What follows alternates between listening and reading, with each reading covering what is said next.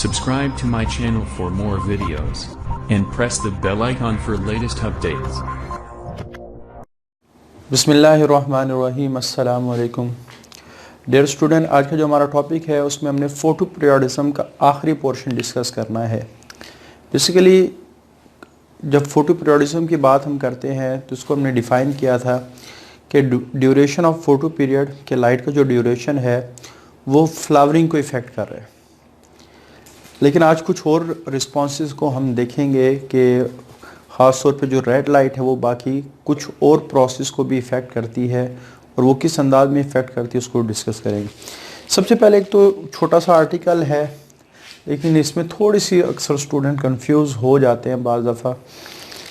Classification of plant on the basis of photo periodism. तो हमने 3 बड़ी क्लासेस को डिस्कस किया था, short day plant, long day plant और डे इंडिपेंडेंट प्लांट। तो ये 3 किस्म की कैटेगरीज थी। फिर शॉर्ट डे प्लांट के लिए हमने वर्ड इस्तेमाल किया था लॉन्ग नाइट प्लांट, क्योंकि हमने एक्सपेरिमेंट्स में देखा था कि डे लेंथ के लिहाज से जो नाइट की लेंथ है वो ज़्यादा इंपॉर्टेंट है। इस वजह से जो क्लासिफिकेशन है वो थोड़ी सी चेंज कर दी गई। अब वो जो क्लासिफिकेशन चेंज हुई है उस वजह से day short day plant long night plant बन गए। अच्छा, इन सारी टर्म को समझने से पहले एक आप लोगों ने टर्म समझनी है कि what is critical value. Critical value क्या होती है? मैं कहता हूँ कि एक स्टूडेंट है जिसके 100 में से 32 मार्क्स हैं लेकिन वो फेल है। एक स्टूडेंट है उसके 49 मार्क्स है। एक स्टूडेंट है उसके 68 मार्क्स हैं। एक स्टूडेंट है उसके 89 मार्क्स हैं। तो ये 4 किस्म के स्टूडेंट हैं। तो 32 वाला हम कहते हैं ये फेल की कैटेगरी में आता है, क्योंकि हमने जो पासिंग मार्क्स रखे हैं वो 33 रखे हैं।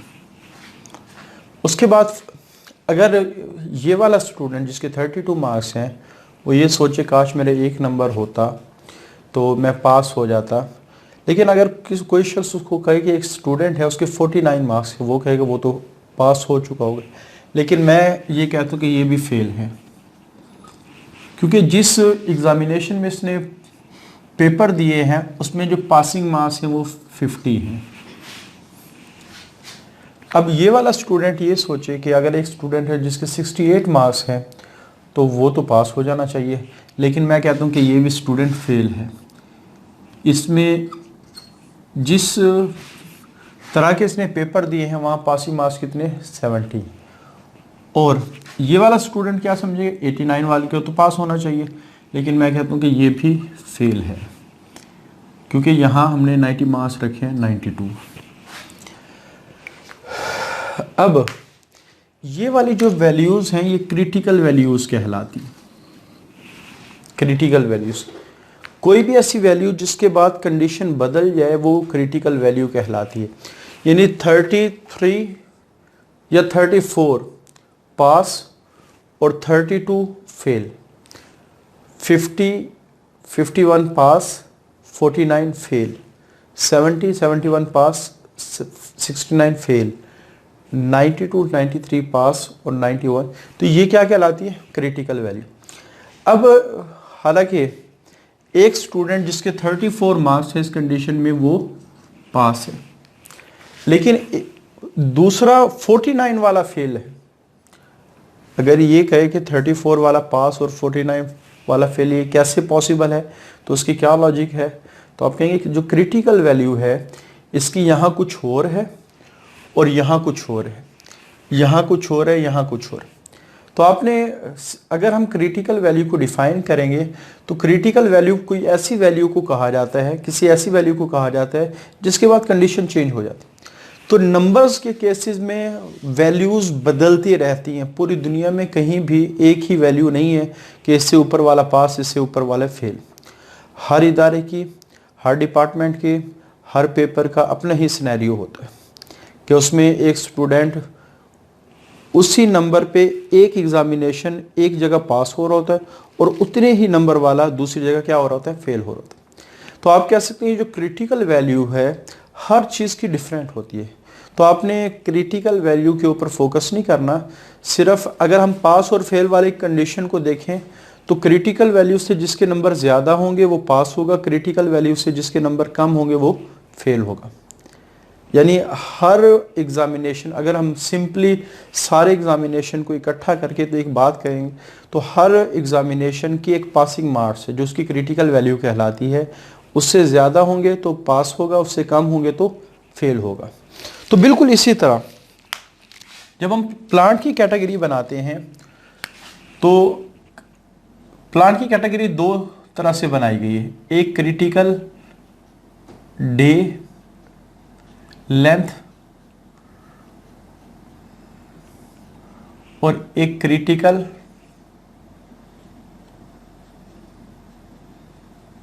Night length. क्योंकि जब हमने क्लासिफिकेशन की तो दो अंदाज में क्लासिफिकेशन की। तो सबसे पहले एक प्लांट ऐसा है जिसकी critical day length suppose whatsoever जो भी हो, 24 घंटे में से 15 घंटे हो, 16 घंटे हो, 18 घंटे, जो भी हो क्रिटिकल डे लेंथ, जैसे मैंने कहा पासिंग मार्क्स की वैल्यू जो भी हो, हमेशा जो शॉर्ट डे प्लांट होगा, आपने इस पे कंफ्यूज नहीं होना कि क्रिटिकल वैल्यू डिफरेंट प्लांट की डिफरेंट है, तो इस और ज़्यादा है कम है इसमें भी कंफ्यूज नहीं होना। जैसे मैंने कहा कि यहाँ different passing marks, different critical values हैं पास होने के लिए। तो इसी तरह व्हाट्सएवर क्रिटिकल डे लेंथ में भी जब हम शॉर्ट डे प्लांट को डिफाइन करेंगे तो शॉर्ट डे प्लांट में हमेशा क्रिटिकल डे लेंथ से वैल्यू कम होनी चाहिए, यानी इसकी वैल्यू हमेशा ज़्यादा होनी चाहिए। और जो शॉर्ट डे प्लांट को लाइट का ड्यूरेशन मिलना है वो इस क्रिटिकल डे लेंथ से कम होना चाहिए। और जो लॉन्ग डे प्लांट है उसका इस क्रिटिकल डे लेंथ से हमेशा ज़्यादा होना चाहिए, फिर जाके वो फ्लावरिंग करेगी। यानी क्रिटिकल डे लेंथ की जो वैल्यू है ये हर प्लांट की डिफरेंट है, इसमें आपने कंफ्यूज नहीं होना। बस अगर आपने शॉर्ट डे प्लांट को डिफाइन करना है, जैसे हम कहते हैं कि 33 एक क्रिटिकल वैल्यू है, जो जिसके 33 से ज़्यादा है वो पास है, जिसके 33 से कम है वो फेल है। तो बिल्कुल इसी तरह शॉर्ट डे प्लांट वो होते हैं जिनकी क्रिटिकल डे लेंथ हम जो डे लेंथ है इनकी हमेशा क्रिटिकल डे लेंथ से कम होनी चाहिए, शॉर्ट होनी चाहिए। क्रिटिकल डे लेंथ से अगर किसी प्लांट की जो लेंथ ऑफ डे है वो ज़्यादा है तो वो क्या कहलाएगा, लॉन्ग डे प्लांट कहलाएगा। इसी तरह क्रिटिकल नाइट लेंथ है, जो शॉर्ट डे प्लांट हैं या इनकी नाइट हमेशा क्रिटिकल नाइट लेंथ से ज़्यादा होनी चाहिए, लॉन्ग नाइट प्लांट। और जो शॉर्ट नाइट प्लांट है यानी लॉन्ग डे प्लांट है, इसमें क्रिटिकल नाइट लेंथ हमेशा कम होनी चाहिए, तब ये शॉर्ट नाइट प्लांट। यानी अगर इनको हम नाइट दे रहे हैं, क्रिटिकल नाइट लेंथ से इनको कम देनी पड़ेगी तब ये फ्लावरिंग करेंगे। लॉन्ग नाइट प्लांट में क्रिटिकल नाइट लेंथ से हमेशा ज़्यादा देनी पड़ेगी तब ये क्या करेंगे, फ्लावरिंग करेंगे। तो ये डेफिनेशन है जो आपने अच्छी तरह इसको जहन में रखना है कि शॉर्ट डे प्लांट में अगर हम डे के लिहाज से बात कर रहे हैं तो शॉर्ट डे प्लांट की जो डे लेंथ है वो क्रिटिकल डे लेंथ से कम होनी चाहिए, ठीक है। अब क्रिटिकल डे लेंथ की क्या वैल्यू, व्हाट्सएवर जो मर्जी हो, आपने इसमें कंफ्यूज नहीं होना, वो एक्सपेरिमेंटली प्रूव हो चुकी हैं भाई इस प्लांट की क्रिटिकल डे लेंथ ये है। आपने जस्ट डिफाइन करना है हर वो प्लांट जिसकी day length critical day length से कम हो वो शॉर्ट डे प्लांट कहलाता है और उसमें जो फ्लावरिंग वो करता हो, और हर वो प्लांट जो उस वक्त फ्लावरिंग करता हो जब उसकी क्रिटिकल डे लेंथ से ज़्यादा डे लेंथ उसको प्रोवाइड की जाए तो वो लॉन्ग डे प्लांट कहलाते। इसी तरह लॉन्ग नाइट प्लांट कौन से होते हैं कि लॉन्ग नाइट प्लांट उस वक्त फ्लावरिंग करेंगे जब उनकी क्रिटिकल नाइट लेंथ से ज़्यादा नाइट आएगी, और जो क्रिटिकल नाइट लेंथ से कम लाइट पर फ्लावरिंग करें तो हाँ, अगर शॉर्ट डे प्लांट की क्रिटिकल डे लेंथ से ज़्यादा दे दी तो फ्लावरिंग नहीं करेंगे। अगर लॉन्ग डे प्लांट को डे का ड्यूरेशन क्रिटिकल डे लेंथ से कम दिया तो ये फ्लावरिंग नहीं करेंगे। तो इसी वजह से शॉर्ट डे प्लांट को जब हम डिफाइन करते हैं या लॉन्ग नाइट, तो डार्क पीरियड के लिहाज से भी डिफाइन करते हैं डे लेंथ के। तो short day plant basically long night plant है। जब हम इसको डार्क, तो flowering induce by dark period flowering उस वक्त होगी जब डार्क पीरियड हमेशा क्रिटिकल लेंथ से ज़्यादा होगा। अब कोकेलबर 8.5 आवर इसकी क्रिटिकल नाइट लेंथ है। हालांकि ये लॉन्ग नाइट प्लांट है तो 8.5 तो बज़ाहिर ऐसे लगता है कि ये तो शॉर्ट नाइट प्लांट होना चाहिए, लेकिन मैंने कहा कि यहाँ अगर देखें व्हाट्सोएवर वैल्यू, कि जो भी वैल्यू हो आपने इसमें कंफ्यूज नहीं होना, हमेशा 8.5 आवर्स ये कोकेलबर की नाइट लेंथ मैयर की गई है। अब जो ही 8.4 दिया, अब चूंकि ये लॉन्ग नाइट प्लांट है, ये क्रिटिकल लेंथ है, तो 8.54 आवर्स पे फ्लावरिंग नहीं होगी। इनकी जो नाइट लेंथ है वो हमेशा 8.5 या 8.6 होनी चाहिए, तब फ्लावरिंग होगी। इसी तरह टोबैको की जब तक 11.5 और उस वक्त तक फ्लावरिंग, अगर यहाँ 9.9 हो तो फ्लावरिंग नहीं हो। तो ये क्रिटिकल वैल्यूज हैं जिनके बाद कंडीशन बदल जाती है। आपने 8.6 दिया, फ्लावरिंग होगी।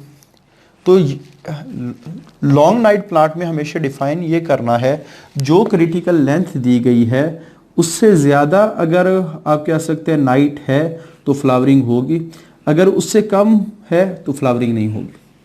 लेकिन अगर इसी को डे लेंथ के एतबार से, तो दिन हमेशा क्रिटिकल लेंथ से छोटा होना चाहिए। अच्छा, कोकेलबर में जो नाइट क्रिटिकल नाइट है 8.5 है, तो उसको 24 आवर्स में माइनस कर दें, वो इसकी डे लेंथ आ जाएगी।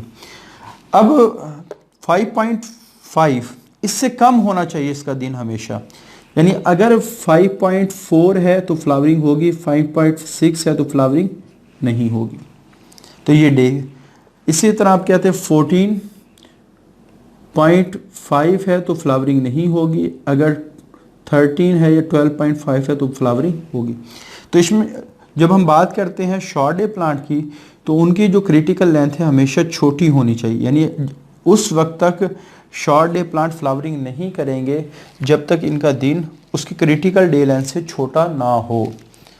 जैसे 5.5 क्रिटिकल लेंथ है तो 5.4 आवर्स अगर इसकी डे लेंथ है तो ये फ्लावरिंग कर, अब जो ही 5.6 हो ये फ्लावरिंग नहीं करेंगे। तो इसकी एग्जांपल में कोकेलबर, क्राइसैंथेमम, सोयाबीन, टोबैको, स्ट्रॉबेरी, तो ये एग्जांपल आप लोगों ने याद रखनी है। अच्छा, लॉन्ग नाइट प्लांट, तो बिल्कुल long day plant, short night plant. तो अगर डार्क पीरियड के हवाले से बात करें तो शॉर्ट नाइट प्लांट है, इनकी क्रिटिकल नाइट लेंथ से हमेशा डार्कनेस का पीरियड कम होना चाहिए। तो flowering induce by dark period shorter than critical day, यानी आप ये कह सकते हैं कि अगर 12.5 है तो वो फ्लावरिंग करेंगे, इससे कम होनी चाहिए हमेशा। अगर 13.5 है तो फ्लावरिंग नहीं करेंगे। तो इसी तरह अगर डे लेंथ के अतबार से तो इनका दिन हमेशा ज़्यादा होना चाहिए क्रिटिकल डे लेंथ से, यानी आप कह सकते हैं 11.5 आवर तो फ्लावरिंग करेंगे, अगर 10.5 आवर तो फ्लावरिंग नहीं करेंगे। एग्जाम्पल इसकी हैनबेन है, स्नैपड्रैगन है, स्प्रिंग वीट है, कैपिज है, स्प्रिंग बार्ले। तो ये एग्जाम्पल आप लोगों ने इसको अच्छी तरह जहन में रखना है। अच्छा, डे न्यूट्रल प्लांट, इनका फोटो पीरियडिज्म के साथ कोई ताल्लुक है ही नहीं, तो flowering independent of photo periodism. Example cucumber, खीरे को कहा जाता है, टोमेटो, गार्डन पी, मेज, कॉटन। अच्छा, यहाँ एक डेफिनेशन है एट्यूलेशन की, हम चैप्टर नंबर 17 में हमने ये डिस्कस की थी कि एट्यूलेशन क्या है कि अगर प्लांट को अंधेरे में रखा जाए, बगैर लाइट के रखा जाए, तो प्लांट एक्सट्रीमली लॉन्ग, बेढंगा सा होना शुरू हो जाता है, लंबा बहुत ज़्यादा हो जाता है और उसमें क्लोरोफिल नहीं बनता। तो ये डेफिनेशन आपने जहन में रखनी है। एट्यूलेशन में अंधेरे में ग्रो किया जाए, दूसरा प्लांट बहुत लंबा होना शुरू हो जाता है, बेढंगा सा, और तीसरा क्लोरोफिल उसमें नहीं बनता, यानी उसमें ग्रीन कलर नहीं होता। फाइटोक्रोम इन्फ्लुएंस रिस्पॉन्स, हमने अभी ये फोटो पीरियड में फाइटोक्रोम्स के टॉपिक्स को डिस्कस किए हैं। तो फाइटोक्रोम बेसिकली रेड लाइट की वजह से उनकी कन्वर्शन हो रही होती है। अब वो जो रेड लाइट की वजह से फाइटोक्रोम्स बनते हैं, वो डिफरेंट प्लांट के अंदर डिफरेंट तरह के फीचर को डिवेल्प करवा रहे होते हैं। जैसे अगर हम बात करें फोटो पीरियडिज्म में, इसको इस तरह भी लॉन्ग क्वेश्चन आ सकता है, effect of red light on different process of plant, कि रेड लाइट का मुख्तलिफ प्लांट में होने वाले प्रोसेस के ऊपर क्या इफेक्ट है, ये भी आ सकता है। जैसे जर्मिनेशन।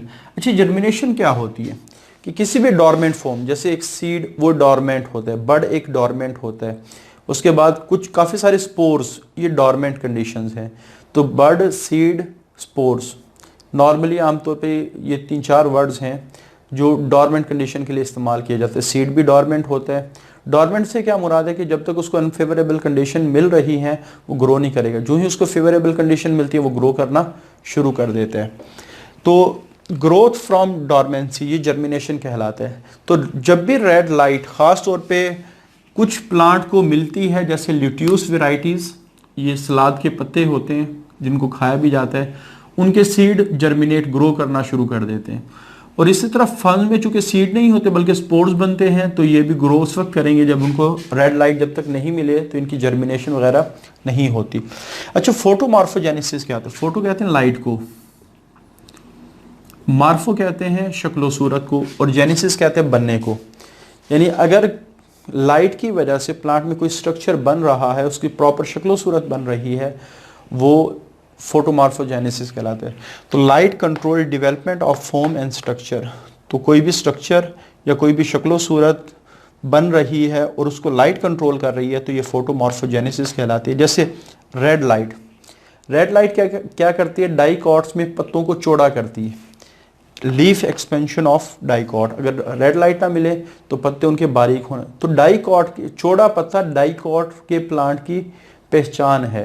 मोनोकॉट्स में पत्ता, जैसे घास, अब ये मोनोकॉट से बिलोंग करती है, मोनोकॉट से बिलोंग करती है। गंदम मोनोकॉट से बिलोंग करती है, मकई मोनोकॉट से बिलोंग करती है, चावल मोनोकॉट से बिलोंग करते हैं। तो ये सारी वो चीज़ें हैं जो मोनोकॉट, अगर इनके पत्तों को देखें कोई भी ऐसा पत्ता नहीं है जो बहुत ज़्यादा चौड़ा हो। तो लीफ एक्सपेंशन, डाइकॉट में पत्तों को चौड़ा करना, ये रेड लाइट की वजह से है। लीफ अनरोलिंग इन ग्रासेस, यानी जो घास है अगर रेड लाइट ना मिले वो उसका जो पत्ता है वो इस तरह रोल होना शुरू हो जाएगा। यानी रेड लाइट देंगे तो ये सीधा स्ट्रेट खड़ा हो। अच्छा, क्लोरोप्लास्ट डेवलपमेंट, एटियोप्लास्ट वो स्ट्रक्चर है जो बदल के किस में कन्वर्ट होता है? क्लोरोप्लास्ट। अगर रेड लाइट नहीं आती तो एटियोप्लास्ट क्लोरोप्लास्ट में कन्वर्ट नहीं होता। तो एट्यूलेशन अभी हमने डिस्कस किया, ये वो कंडीशन है जिसमें प्लांट को अंधेरे में रखा जाता है, और प्लांट में जो ग्रीन कलर है वो क्लोरोप्लास्ट की वजह से, प्लांट में जो ग्रीन कलर है वो किसकी वजह से? क्लोरोप्लास्ट या क्लोरोफिल की वजह से। अगला पॉइंट भी डिस्कस कर लें, ग्रीनी। तो रेड लाइट की वजह से प्रोटोक्लोरोफिल क्लोरोफिल में कन्वर्ट होता है। तो इसका मतलब है अगर लाइट ना हो तो प्लांट में एटियोप्लास्ट तो होगा लेकिन क्लोरोप्लास्ट नहीं होगा। प्लांट में प्रोटोक्लोरोफिल तो होगा, क्लोरोफिल नहीं बनेगा। तो यही बात हमने एट्यूलेशन में डिस्कस की थी, प्लांट को अंधेरे में रखा जाए तो उसमें एटियोप्लास्ट होगा जो एट्यूलेशन की कंडीशन को रिप्रेजेंट कर रहा है, और उसमें क्लोरोफिल भी नहीं बनता है, क्लोरोफिल भी नहीं बनते। तो इसके पत्ते वगैरह सब्ज वगैरह नहीं होंगे, उसकी ब्रांचेस सब्ज नहीं होंगी। अच्छा, उसके बाद इनहिबिशन ऑफ इंटरनोड ग्रोथ। पहले देखना यह है कि इंटरनोड क्या होते हैं। नोड उस जगह को कहा जाता है जो स्टेम पे जहाँ से पत्ते वगैरह या ब्रांचेस वगैरह निकलती हैं। जैसे एक नोड ये है, एक और उनके दरमियान में जो जगह है वो इंटर नोड कहलाती, इंटर नोड कहलाती।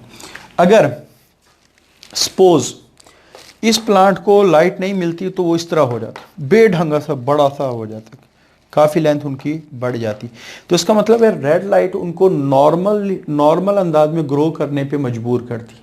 अगर रेड लाइट ना हो तो एबनॉर्मली वो लॉन्ग हो, और एबनॉर्मली लॉन्ग होना एट्यूलेशन कहलाता है। तो इसका मतलब है रेड लाइट की वजह से एट्यूलेशन का प्रोसेस नहीं होता, क्योंकि ये तीनों एट्यूलेशन से रिलेटेड हैं। क्लोरोप्लास्ट का बनना एट्यूलेशन को ख़त्म कर रहा है, क्लोरोफिल का बनना क्योंकि एट्यूलेशन में 3 पॉइंट हमने डिस्कस, अंधेरे में, उसके बाद एबनॉर्मली लॉन्ग, और तीसरा क्लोरोफिल नहीं बनता।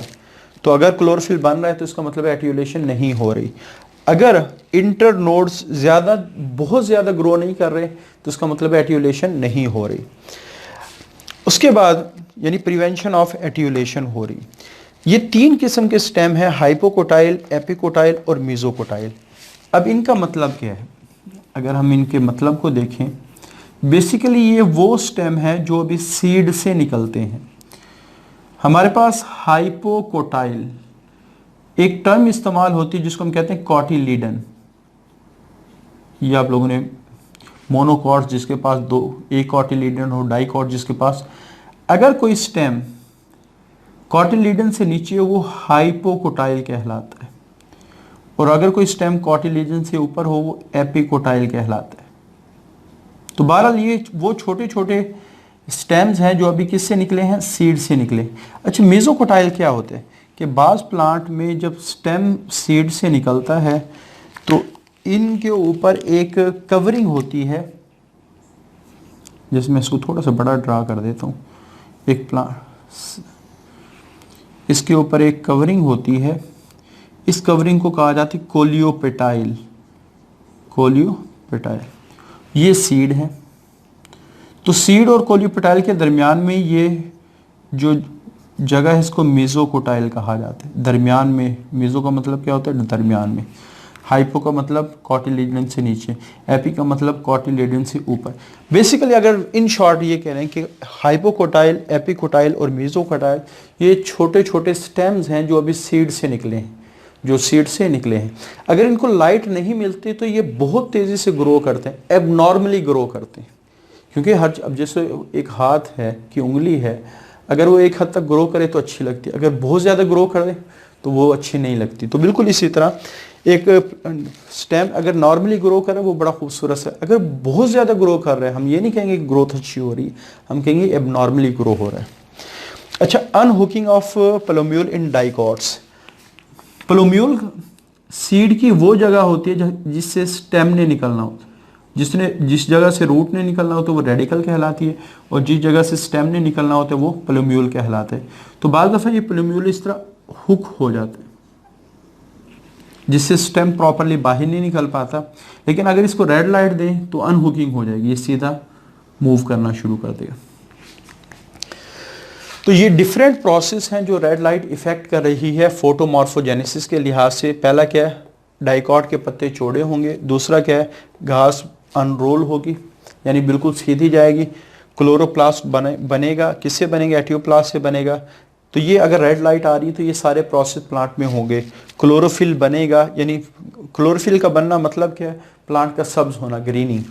उसके बाद जो इंटर नोड्स हैं इनके दरमियान का जो लेंथ है वो कम रहेगी, रुक जाएगी, ज़्यादा तेज़ी से ग्रो नहीं करेगी। यानी आप कह सकते हैं एट्यूलेशन हो रही है, चाहे वो हाइपोकोटाइल में हो, एपिकोटाइल में हो, मेसोकोटाइल में। तो रेड लाइट इन सारे छोटे छोटे स्टेम्स में एट्यूलेशन नहीं होने देती। उसके बाद अनहुकिंग। फोटो पीरियडिज्म में हम पहले पढ़ चुके हैं कि रेड लाइट की वजह से शॉर्ट डे प्लांट में फ्लावरिंग नहीं होती और लॉन्ग डे प्लांट में फ्लावरिंग होती है। ये पिछले जो आर्टिकल था, पिछला जो लेक्चर है उसमें डिटेल से डिस्कस हो चुका है। तो ये हमारा आज फोटो पीरियडिज्म का जो टॉपिक है वो एंड हो चुका है। इसके बाद हमने वर्नलाइजेशन को डिस्कस करना है। आज के लिए इतना ही। अल्लाह हाफिज़।